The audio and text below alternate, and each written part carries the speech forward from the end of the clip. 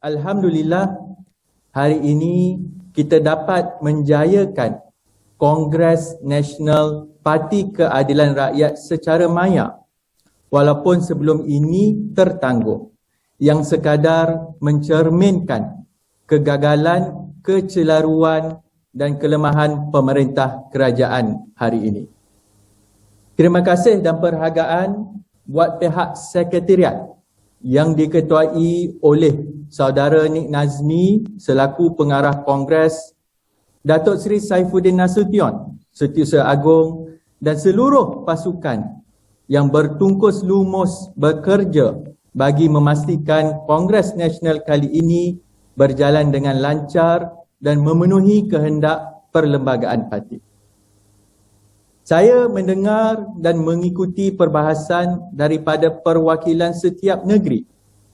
Ini sama seperti perbahasan Kongres AMK dan juga wanita yang memberi ruang kepada kita untuk melontarkan hujah, cadangan, nasihat, teguran serta kritikan.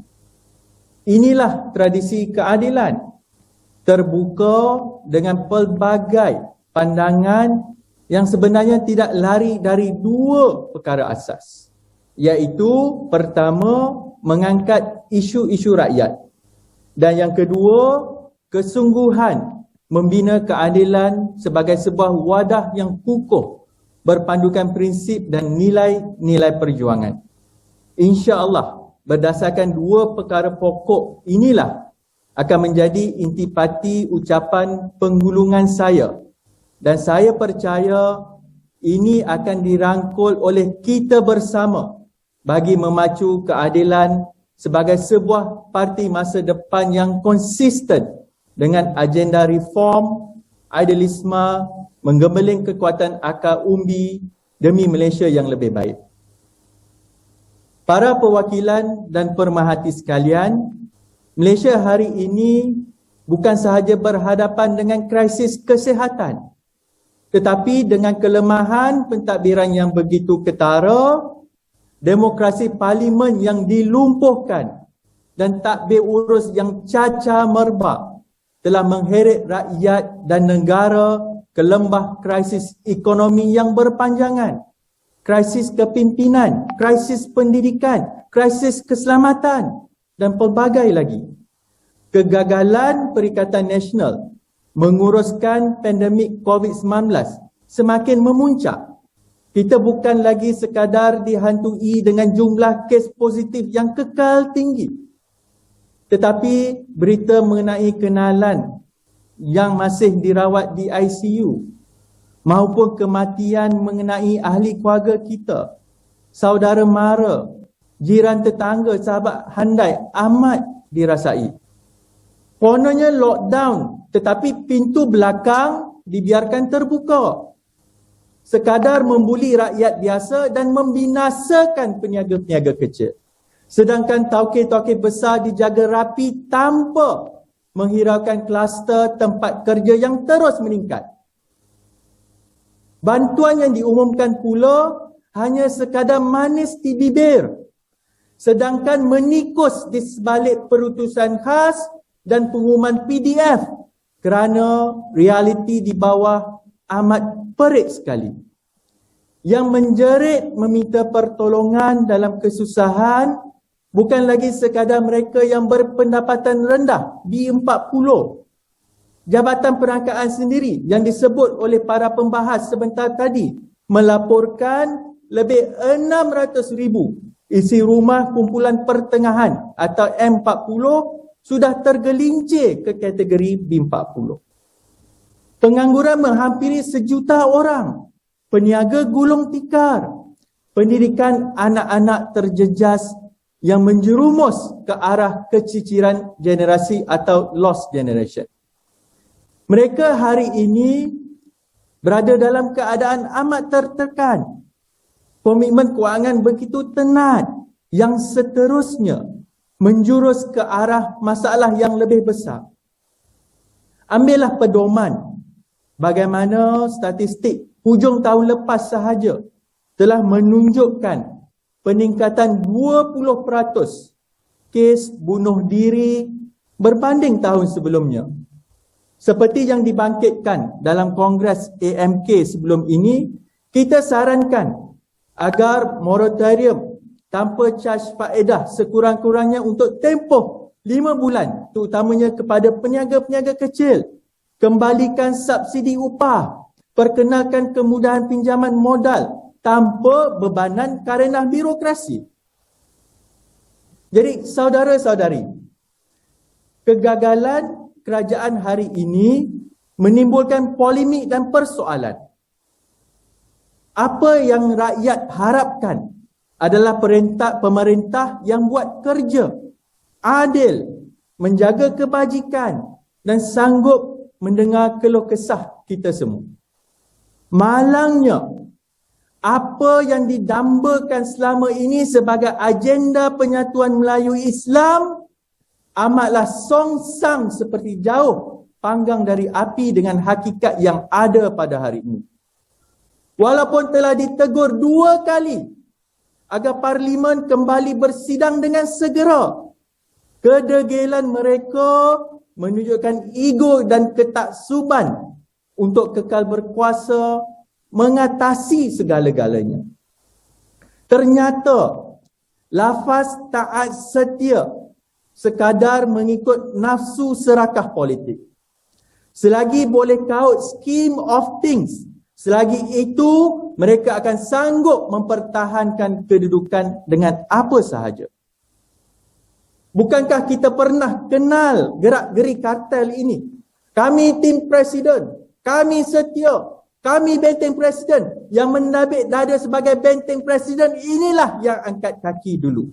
Walhal mereka hanya jadikan presiden sebagai benteng ketika mana mereka hanyut dengan kemegahan dan kemewahan.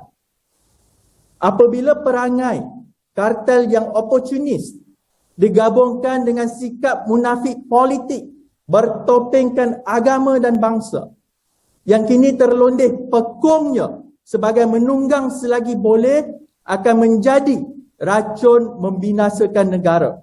Daripada pengkhianat dah jadi penderhaka. Mereka kini sudah menjadi bisu mengenai Allahyarham Adib, isu pemandu mabuk, BMF, tabung haji dan banyak lagi yang masih gagal diselesaikan walaupun sudah lebih setahun Perikatan Nasional memerintah.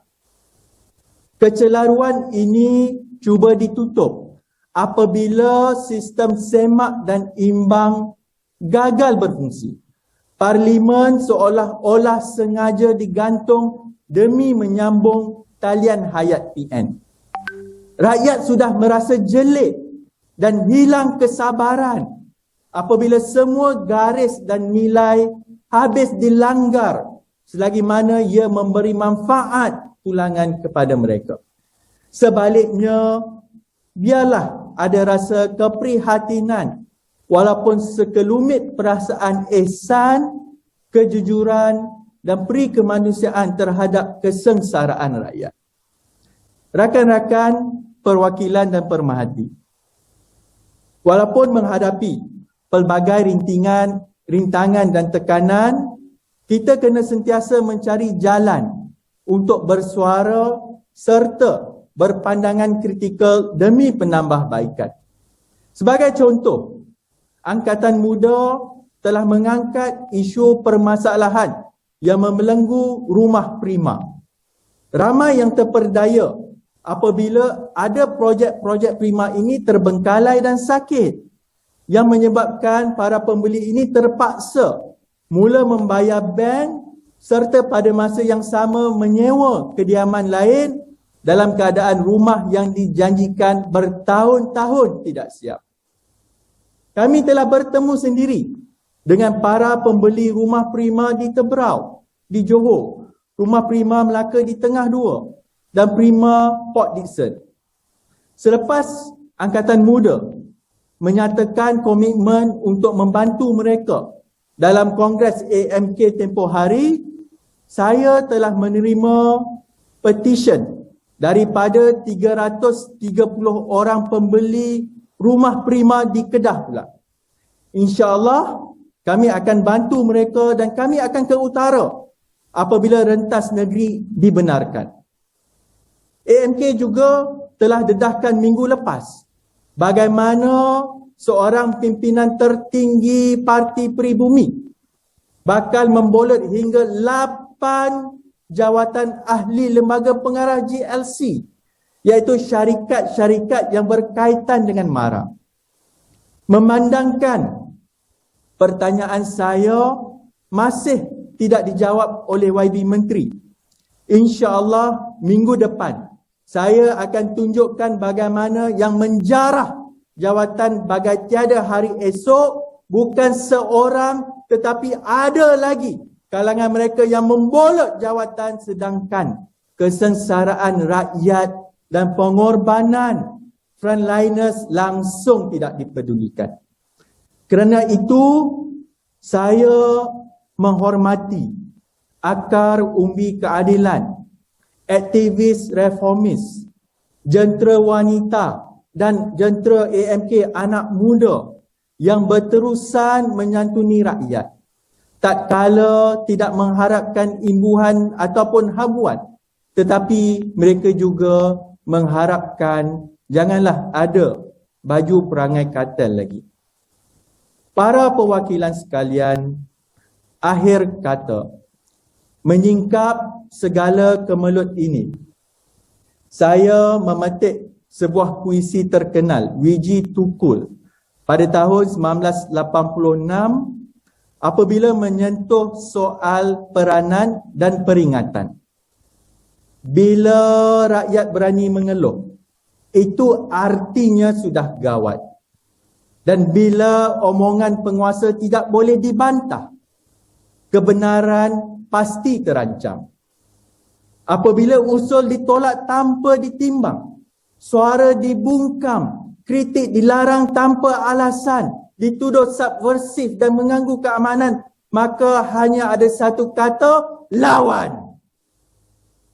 Di sini tanggungjawab besar keadilan untuk kekal berprinsip serta meniup semangat kebangkitan kepada rakyat untuk berani memperjuangkan hak dan kebenaran. Tatkala kelompongan dan jurang semakin melebar, masa depan rakyat semakin malap di tadbir Perikatan Nasional. Ini mengesahkan kerajaan gagal. Keadilan perlu hadir menjawab perkara utama. Mengapa rakyat seharusnya memilih keadilan untuk membawa harapan mereka. Ini bukan hanya berlega tentang soal bila saudara Anwar Ibrahim akan menjadi Perdana Menteri atau bila saudara Rafizi Ramli akan comeback. Walaupun ternyata ini yang kita harapkan dan menjadi pertanyaan serius rakyat kebelakangan ini. Namun, ia jauh melampaui semua itu. Ia soal kesediaan kita mengembalikan kerangka besar negara melalui reformasi institusi, menegakkan keadilan, tata kelola yang baik dan banyak aspek lagi. Ini bukan lagi tentang peranan yang hanya dibebankan kepada saudara Anwar Ibrahim. Ini perlu dirangkul oleh kita semua yang faham tentang prinsip perjuangan yang hanya boleh dicapai melalui usaha yang bersungguh-sungguh, permuafakan memperjuangkan reformasi, tidak diulit dengan kemewahan, iltizam, semangat, keikhlasan dan kerja kuat. Inilah adunan yang akan menterjemahkan keadilan sebagai parti pilihan rakyat Malaysia. Sekian, wabillahi taufiq wal hidayah. Assalamualaikum warahmatullahi wabarakatuh. Terima kasih. Sese Nanda.